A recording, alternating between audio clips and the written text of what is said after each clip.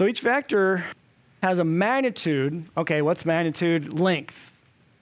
When you see magnitude, think length. So we want to talk about the magnitude and direction of the vector. Okay, so the standard assumptions, the tail of the vector is at 0, 0. And so you see this picture over here. Theta is measured in the standard way. It's measured from the positive x-axis. So the angle that we're referring to here is the angle of the arrow that the vector v makes with the positive x-axis. And it's the usual thing. If you create theta with a counterclockwise rotation, theta is positive. If it's a clockwise rotation, theta is negative. Okay, so what's the length of this thing going to be, you guys? The length of this vector in red? I kind of break this class up into major themes. The very first major theme that we talked about, remember, was the Pythagorean Theorem, right? Yeah, the next major theme is the 6 trig functions. We're back to the Pythagorean Theorem, aren't we? Yeah. These ideas, SOHCAHTOA is another major theme. These ideas repeat over and over again in trigonometry. And many of them in math as well, in algebra, that is. So if you drop this perpendicular and create your friend, the right triangle, then again, now this time I'm going back and forth. Just for simplicity, I'm representing the horizontal component of V with A and the vertical component with B. I'm fickle that way. And so you could think of the length of that side as A. The adjacent side to theta is A. The opposite side you can think of as B.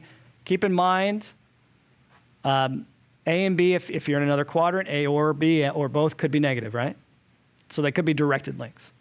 But that's not going to matter for the length of the hypotenuse, which is the arrow itself. So what's that length going to be? By the way, we're going to assign that a notation.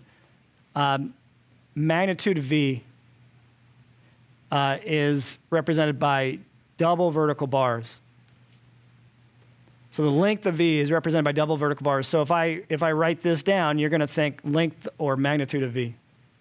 Some books use single vertical bars, and you don't get that confused with absolute value because you know it's a vector, not a number, but your book uses double absolute value? No, double bars. So what's the Pythagorean theorem say then? That the length of the vector in red should be? Yeah, you got to remember to take the square root, right? But yeah, square root of a squared plus b squared.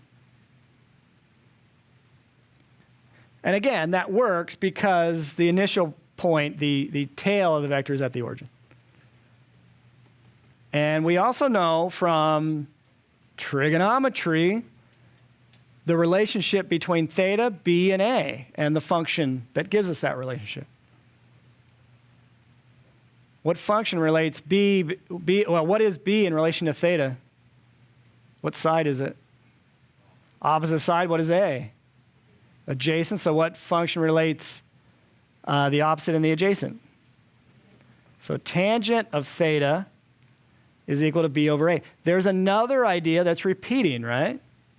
That's the TOA part of SOHCAHTOA. Okay, so these are the two formulas you use to help you find the magnitude and direction angle of a vector. Okay, so in this example, let u equal -3, 5. Let's find the magnitude. So when you read this, think magnitude of u or length of u. Let's find the magnitude of u and the direction angle theta. So what does the formula tell us that the magnitude should equal? Well, it's the sum of the squares of the components, and then you take the square root, right? That's essentially what it said. So what would that look like? The square root of? Well, -3 squared, right? So that negative is going to go away. You don't have to worry about it. So plus what? Plus 5 squared. So all that's going on underneath the root. So what does that give you? The square root of? So 9 plus 25, 34. And so that's it. That's the length or magnitude of u. It's not so bad. Okay, what would I do to find the direction angle theta? Well, before you find the direction angle, find the tangent of the direction angle. What would that be? Tangent of theta is equal to, it's always the second component over the first component. And there's an interesting observation here, if you want to make it. Wouldn't that be the slope of the arrow? So yeah, the tangent is equal to the slope of that arrow that represents the vector, isn't it? Yeah. So it's the change in y over the change in x, you could put it that way, or rise over run. Heck, you could put it that way. Okay, so you have to be careful here. Let's get a decimal approximation for theta. Take your calculator out, if you would. But make a prediction for me. So I'm going to take the tangent inverse of both sides to help me figure out what theta is. And when you plug it in the calculator, you can include the negative if you want. So it'll be in front, but that's the same thing. So take the tangent inverse of negative 5/3, but before you actually hit enter, predict for me which quadrant that will be in, based on what you know about the tangent inverse. Which quadrant will the tangent inverse of negative 5/3 be in? It'll be in the fourth, because the tangent inverse is only defined in two quadrants, first and fourth. And when you take the tangent inverse of something negative, something in the fourth quadrant pops out, right? What quadrant should our angle theta be in? If you graph, so again, you want to think of the tail of u as being at the origin, right? In this kind of scenario, when you're finding theta. So what quadrant would u equals negative 3,5 be in? Remember, when it's in that sort of form with the tail at the origin, you just plot the point, negative 3, negative 5, and then draw from the origin an arrow to that tip at the point negative 3, 5. So what quadrant is that in? It's if you just draw it real. Here's x, here's y. The tail of the vector is at the origin. You go, okay, negative 3 up 5. Whoops, a couple more. 1, 2, 3, 4, 5. Not the best picture I've ever drawn. But you'll get the idea, right? Obviously, that's in the second quadrant, isn't it? This guy's in the fourth quadrant. Not what we're after, is it? Notice I didn't say this thing's equal to theta just because I knew that was going to happen. It's not theta. Okay, so run that through your calculator. Tell me what you get. Just round to one place past the decimal. Good enough. Yeah, about negative 59.0. Is that what you're getting? Okay. Degrees. Oh, okay. So yeah, that's in the fourth quadrant. Well, you could use a reference angle here, couldn't you?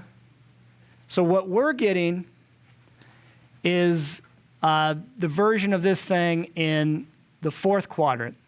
This guy's the negative 59 degrees, right? This angle right here. So couldn't we think of alpha, our reference angle, as 59 degrees? And that's got to match up right here. Yeah? So what do I do then? If I know that this angle here is 59 degrees, what do I do to get theta, which is this angle here? Subtract from the straight angle of 180, right? Okay.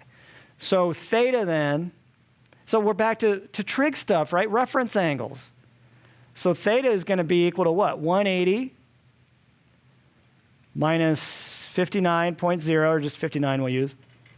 What is that? Obviously, that's an approximation, right? Well, what do you get there? 121. So theta is approximately 121.0 if you want to put in, how accurate we were being there.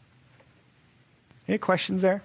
So we've got our magnitude, we've got our direction angle, we've done everything we were asked to do.